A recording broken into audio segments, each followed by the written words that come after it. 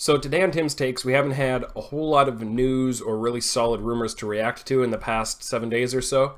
We did have World Finals and a bunch of other important things happening, but without any big reactions or topics to react to, I thought I'd rather speak to something more general and look at my off-season wish list. Some things that I'm hoping will happen over the next couple months or happen for the 2021 competitive year.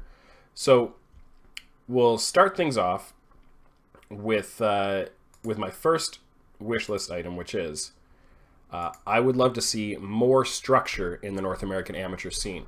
I've really appreciated in 2020 that we've had the Scouting Ground circuit and what Faceit has done to organize that and work with partners to run these different tournaments, but it's still very fractured. A lot of these different events have their own formats, run at their own times. It can be difficult to track down when they're happening, who's playing, what's going to be on broadcast and what isn't.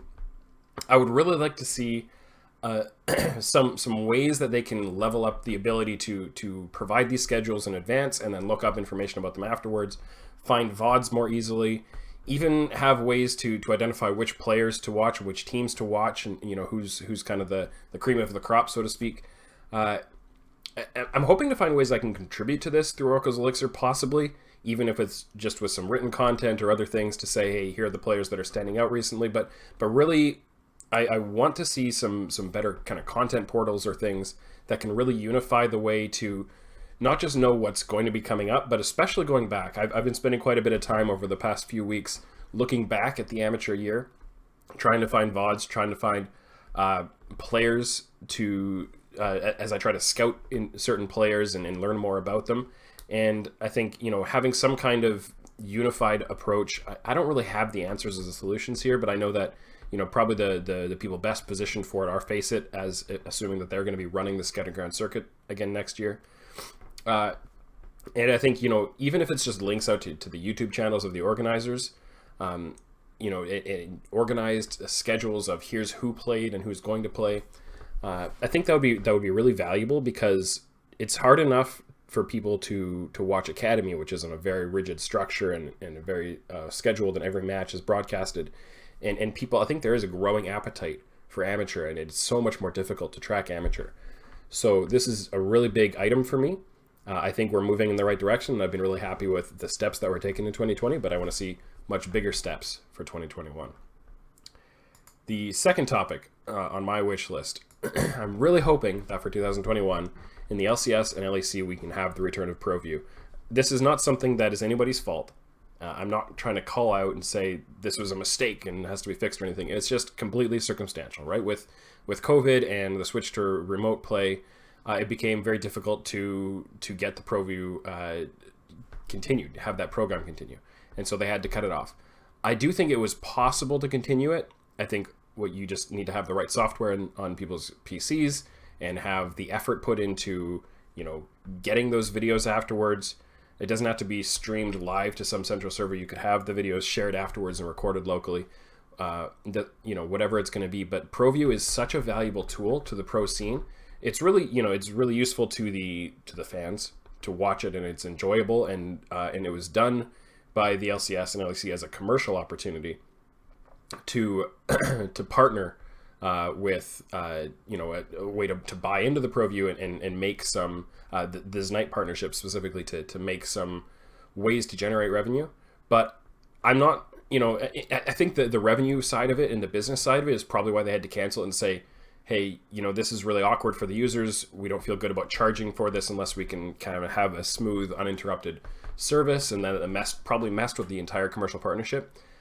So, I understand why these things all fell apart, but I'd really like to see that get figured out for 2021. I think they have enough time. I think it's possible to run this remotely, assuming that there's still going to be a remote play for at least part of 2021. And I'd really, really hope that this can happen. It's really valuable, like I said, to the pro scene.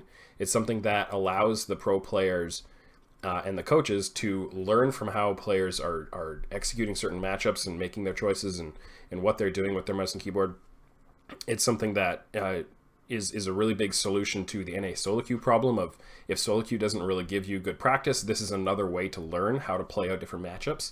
Maybe you don't get a really high quality, opportunity to practice I don't know, Aatrox into Ornn or something like that. It's probably not a very complicated matchup, but just as a random example. And so you can find games where two good players have played that in LCS or in LEC or somewhere else, LCK, and watch that and learn from exactly how they position and what kind of distancing they're keeping, how they apply their skills in different moments. So ProView, very big item on my wish list for 2021.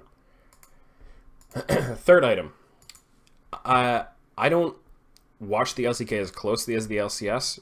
I watch it, I'd say LCK, LEC, and LPL are all leagues that I'll watch the top tier of those leagues when I can and whenever I have time. But I really focus. I personally focus on LCS and Academy and trying to follow those as deeply as possible. But I'm kind of an old school LCK kind of fan. From the days when they were undisputably the greatest league in the world for several years in a row. I still think that Korea has the strongest talent pipeline, creates the most talented new players, even above China. And the exporting of Korean players to China is still a big reason why Chinese teams are as strong as they are. And I would love to see, for the sake of the LCK, more of its talent being retained, more depth in the top tier teams in Korea. Because this year, we saw Damwon is really strong, DRX is decent, Genji falls off quite a bit, and beyond that, T1 fell off quite a bit compared to the top of the league. And the depth of that league is nowhere near what it used to be.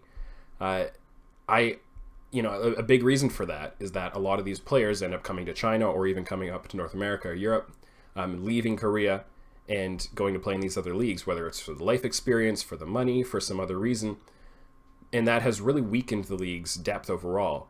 It was really cool to see that Damwon could still be the best team in the world, despite all of these, challenges and the weakening of Korea as a region.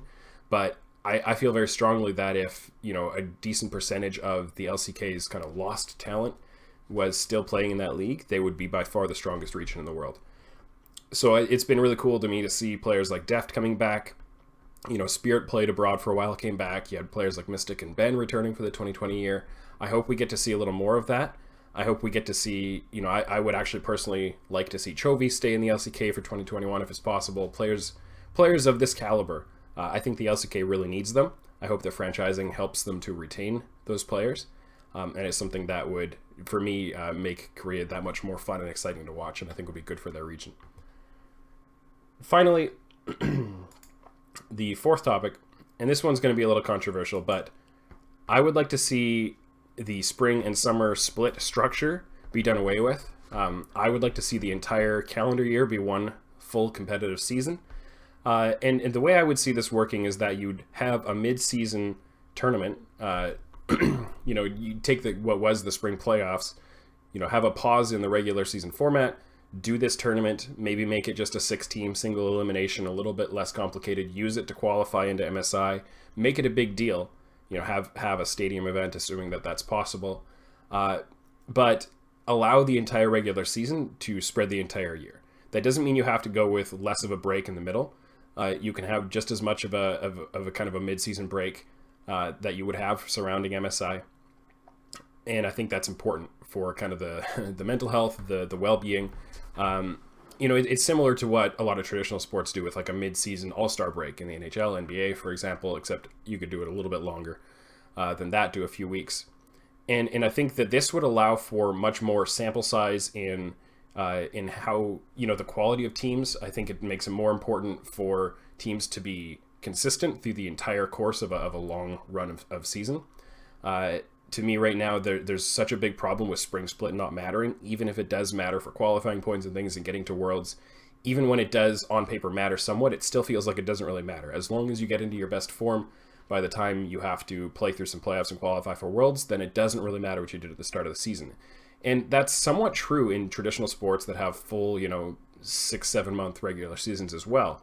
But those games do count. What matters the most is how well you perform towards the end of the year and what form you come into the playoffs with, assuming you actually make the playoffs. But those early games still do matter. They aren't literal write-offs. And I hate seeing spring split games where they mean nothing. All they are is really kind of stage practice. And I know the fans still enjoy watching them, but I think it would be a lot more It would be a lot more meaningful competitively. I think it is a lot smoother structurally. There are some complexities to it, but it's something I've been saying this for probably 6 months to a year. I've been bringing this up in different contexts, and it's one that I would really love to see happen. I have no information about whether it is or isn't, but I hope it's being considered, and I think it would make the competitive year much stronger. I think a big challenge in it would be, are you going to synchronize this with the global leagues? Because the whole spring-summer division is something that exists, across the world in all the different leagues. But I think it could definitely be done, and I think it would be beneficial overall. So my off-season wish list, to recap, I hope there's more structure for the NA amateur scene, better ways to access information, and especially to have videos of all the games. I hope that we get to have ProView back. I would love to see the LCK retain more of its own talent and even reclaim some of its talent from overseas. And I would like to see the spring and summer season structured, done away with, and combined into a single full calendar year competitive format.